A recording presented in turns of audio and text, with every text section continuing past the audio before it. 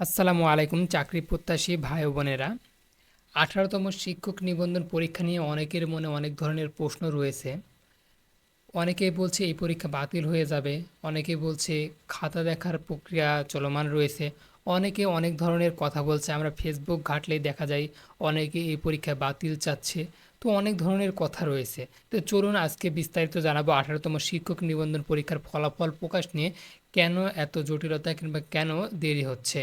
আরেকটি বিষয় আপনারা দেখুন, 18তম পরীক্ষা আপনারা দিয়েছিলেন কিন্তু জুলাই 12 অ্যান্ড 13, অর্থাৎ জুলাই 12 তারিখে এবং 13 তারিখে কিন্তু আপনারা 18তম শিক্ষক নিবন্ধন পরীক্ষাটি দিয়েছিলেন।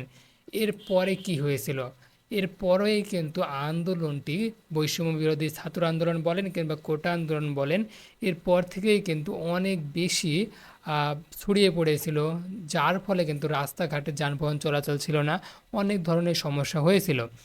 তো এখানে তার পরপরে একটি নিউজ প্রকাশ করে দৈনিক শিক্ষা .com, 18তম শিক্ষক নিবন্ধন 2 সপ্তাহ খাতা মূল্যায়ন শুরু করা যায়নি, ফল বিলম্বের সংখ্যা।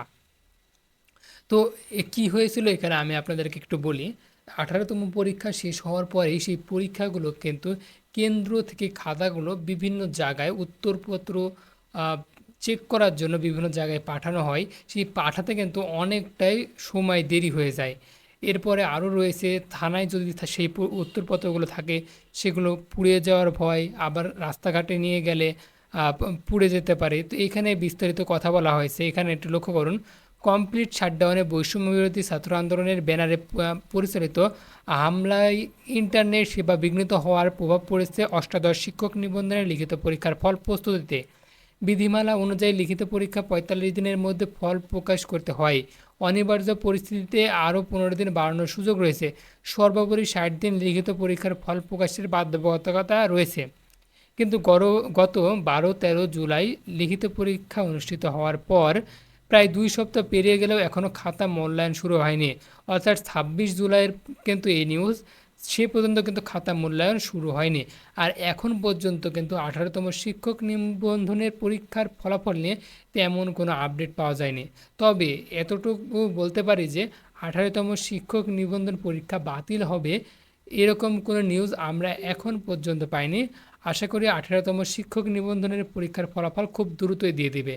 আরও একটি তথ্য এখানে আপনাদেরকে জানিয়ে রাখি, একটি শিক্ষক নিবন্ধনের পরীক্ষা তখনই বাতিল হয় যখন এই পরীক্ষার কোনো উত্তরপত্র, দেখা যাচ্ছে অনেকগুলো উত্তরপত্র পুড়ে গেছে, সেই ক্ষেত্রে কিন্তু এই শিক্ষক নিবন্ধন পরীক্ষাটি বাতিল হয়ে যায় এবং পুনরায় পরীক্ষা নেওয়া হয়।